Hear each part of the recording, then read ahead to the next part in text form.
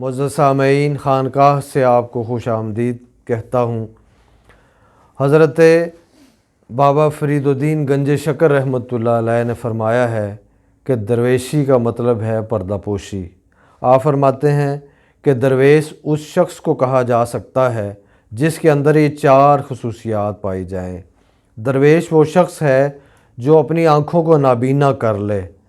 نابینا کا مطلب ہے کہ وہ کسی کا عیب نہ دیکھے، وہ اپنے کانوں سے بہرا ہو جائے تاکہ وہ نامناسب بات جو سننے کے قابل نہیں اس کو نہ سنے، اپنی زبان سے وہ گونگا ہو جائے تاکہ وہ نامناسب بات نہ بولے، اگر کسی کا عیب اس کے سامنے آئے تو کسی کے سامنے اس کو بیان نہ کرے۔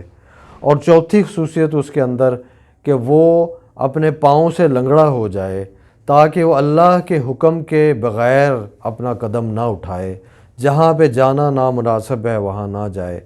آپ فرماتے ہیں کہ کسی شخص میں اگر یہ 4 خصوصیات پائی جائیں تو وہ درویش کہلانے کا مستحق ہوگا، ورنہ اسے دروغ گو جھوٹا سمجھا جائے گا۔ مزید آپ فرماتے ہیں کہ میں حضرت شہاب الدین سہروردی رحمۃ اللہ علیہ کی بارگاہ میں حاضر ہوا۔ آپ کے بارے میں کہا جاتا ہے کہ 40 سال تک آپ نے اپنی آنکھیں بند رکھیں۔ جب آپ سے عرض کی گئی تو آپ نے فرمایا کہ میں اس لیے آنکھیں بند رکھتا ہوں کہ میں کسی کا عیب دیکھنا نہیں چاہتا، اگر میں کسی کا عیب دیکھوں تو میں کسی کے سامنے اس کو بیان نہ کروں۔ یہ تقویٰ تھا حضرت شیخ شہاب الدین سہروردی رحمۃ اللہ علیہ کا، اور آپ کی نگاہ میں انسان کی قدر تھی کہ آپ انسان کو عظمت و اعلیٰ رفعت کے ساتھ دیکھنا چاہتے تھے، انسان کا عیب نہیں دیکھنا چاہتے تھے۔ حضرت بابا فرید الدین گنج شکر رحمۃ اللہ علیہ فرماتے ہیں کہ جو آدمی پردہ پوش ہو جائے اس کو اللہ کی طرف سے کیا انعام ملتا ہے کہ وہ مستجاب الدعوات ہو جاتا ہے، وہ اللہ سے جو مانگے گا اللہ تعالیٰ اس کو عطا کرے گا۔ تو پردہ پوشی دراصل کسی انسان کی پردہ پوشی دراصل اس انسان کی عظمت، انسان کی رفعت کو سمجھنے کا ایک نقطہ ہے۔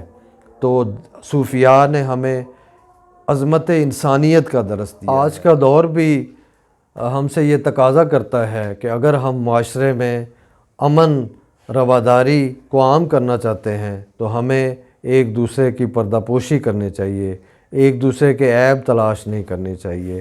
یہ آج کل ہم میڈیا میں دیکھتے ہیں، اپنے پروگرام ٹاک شوز ہم دیکھتے ہیں، دوسرے محافل دیکھتے ہیں، ہم دیکھتے ہیں کہ کوئی دوسرے کی عیب کا متلاشی ہے، کوئی کسی کو نیچا دکھانے کے لیے اس کے بارے میں برے الفاظ بول رہا ہے، اس کی خامیوں کو نکال کے لوگوں کے سامنے رکھ رہا ہے۔